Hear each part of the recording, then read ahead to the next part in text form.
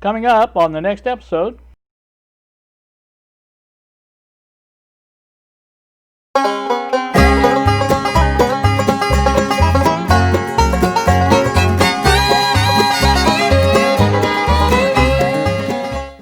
Good afternoon, YouTube. Here with you on this Thursday. 1:31 now is the time. January the 14th. I have an item out for delivery, I believe. Well, no, I take that back. It was delayed. I thought, I ordered an item from South Bend, Indiana. I thought, well, that'll get here quick. That did not work out right. So anyway, it was supposed to be delivered today, according to tracking. But when I clicked on the tracking, it said arriving late, still in transit. So it has not had time, and I think 4 days to get from South Bend to Indianapolis. So, the Postal Service is in sad shape if they can't do that. So, anywho, that's not what this is about. This is a kind of a 3D print related, MFP related video. What I want to show you is this. This is in Tinkercad. This is my bezel, gasket, whatever you want to call it, for the MFP and the MDD. So this will take the what did I say? MDD, digital multimeter, DMM. I'm sorry, I've got it named wrong. Everything else, I'm losing my mind, people. Nothing new there. Anyway, the DMM gasket.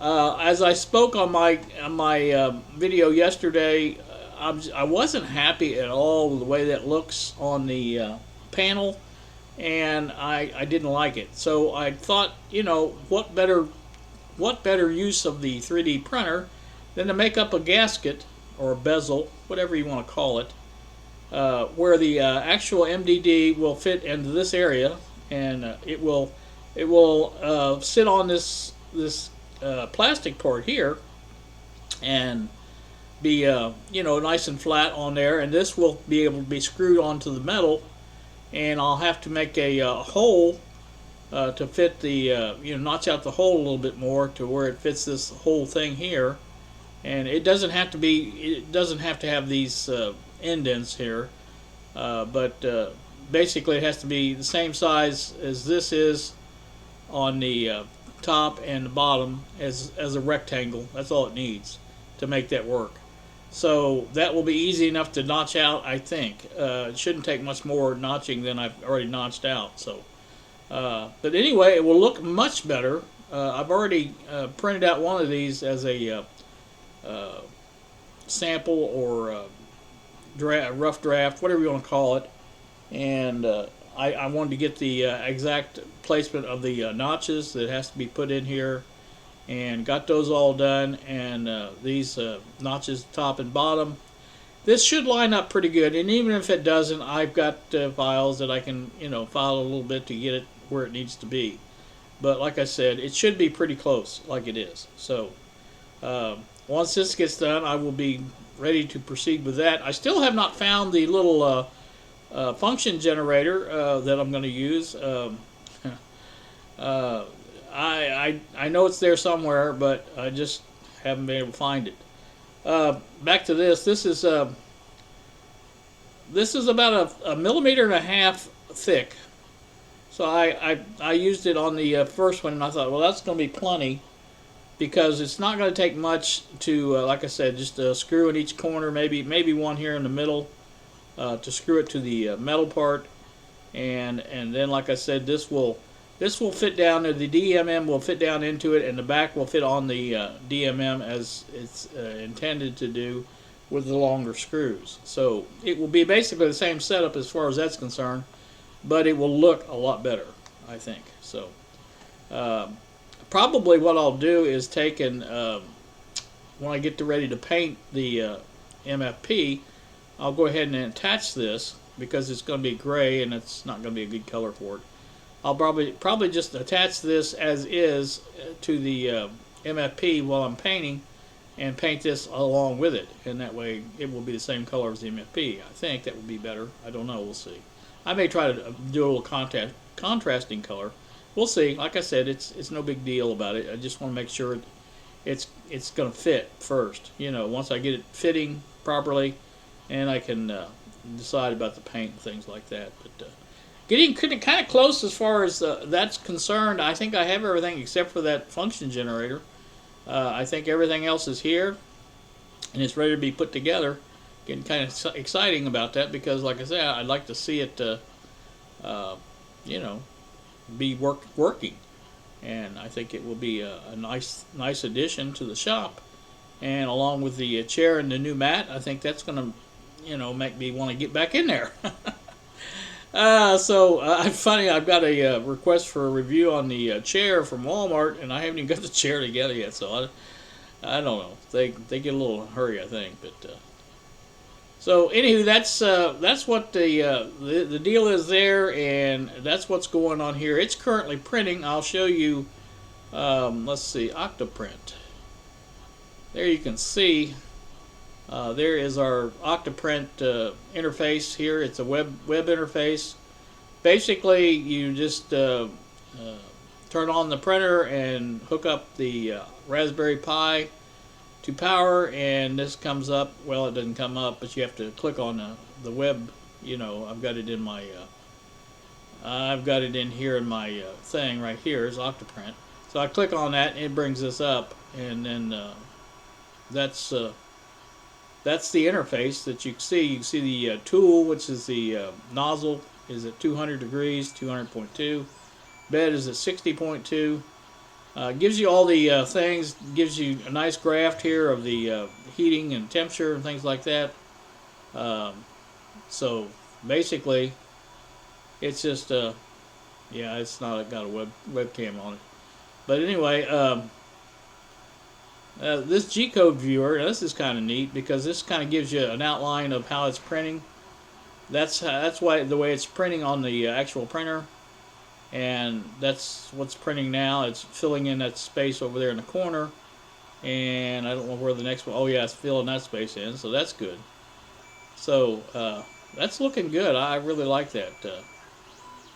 So this is does it layer by layer, and you see what it does. It goes around and fills in like these things here, and so that's kind of neat. I like that. That's really cool. Over here it gives you the print time and the time left. It says 1.5 hours left. It's been printing now for 18:25, 27, whatever. So and it's 16% done. So that's a really nice thing because you don't have to be standing there watching it. I can just look over the top of the monitor and see that it is printing just fine. Now, normally when I get my camera, there will be you'd be able to do this control and go in it and watch it print. And like if it's in a remote location, you don't even have to, you know, do anything. You can see it on the camera how it's printing, and you can tell if there's any threads coming up or you know, stuff like that, strings or whatever they call them. And so that's good.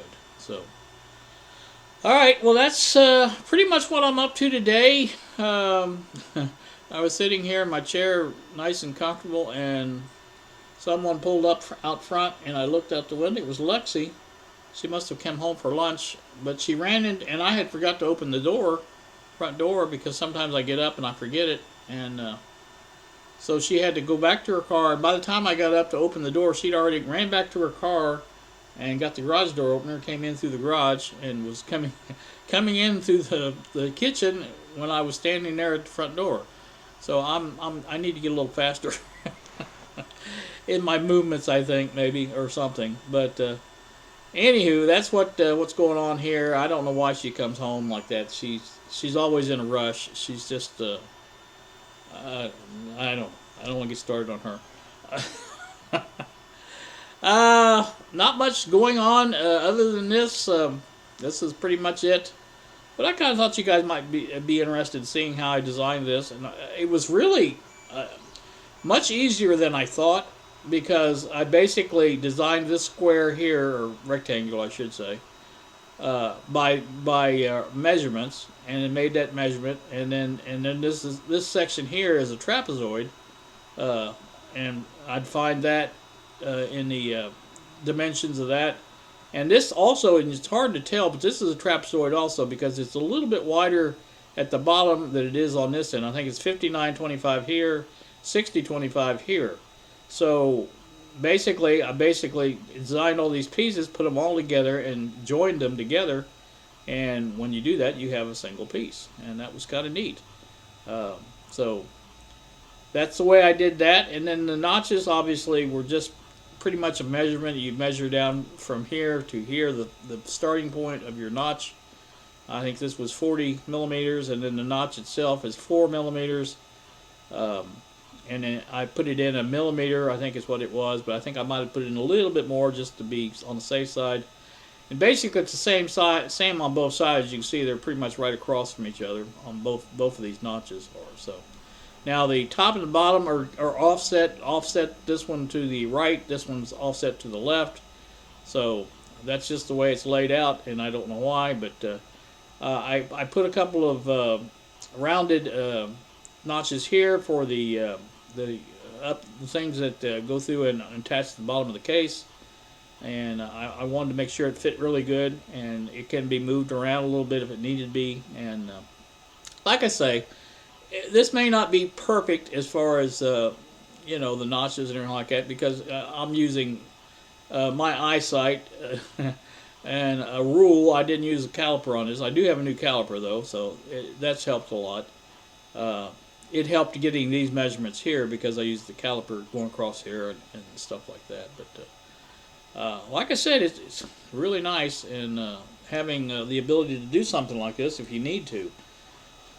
There's just so many different things that I've come up with in my mind that think, well, I could 3D print that. So, and it's when you have something as easy as Tinkercad is to work with, all you have to really remember is to break it down into shapes, and you can put anything you want together, and it's just, that's how you do it. And for exact measurements, what I was doing here, this had to be 40 millimeters down from here, or from the top, and I just made a new block like this. I put a block over here, and I turned it into a 40 millimeter like that. And that gave me my measurement. I just to make it a little easier to work with, I only made this three wide. So basically, then I put two.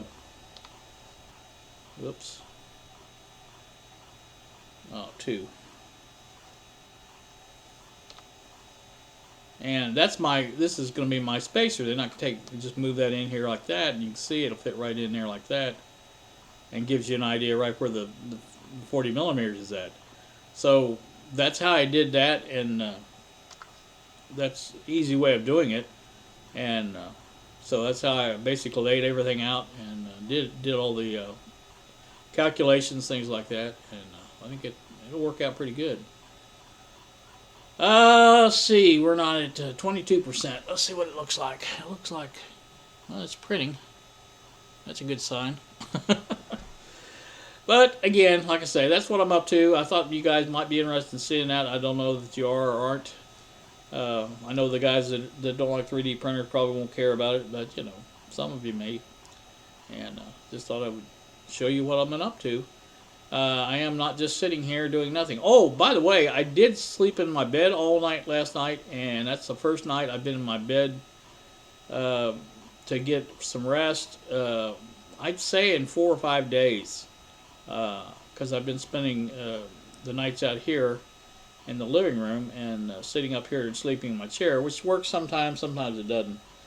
But so I did get to spend the night in my bed last night, which was really good. I got some decent rest, and so that was excellent. So anywho, that's weather outside. Can't decide whether it wants to be cloudy or sunny. I guess partly cloudy, partly sunny, whatever you want to call it. Right now it's cloudy. I've been playing with my ring, trying to adjust the sensitivity down so that passing cars don't set it off again. I had that set, I thought, pretty good, but apparently not. So So far I haven't, since I adjusted it down a little bit more. Now I don't want it down so low that it doesn't, sense things around the door, obviously. So I have to wait until somebody comes to the door, I guess. That'll be Lexi probably next. So, anywho, that's what I'm doing. So, you guys have a great day. Thank you so much for watching, and we will see ya!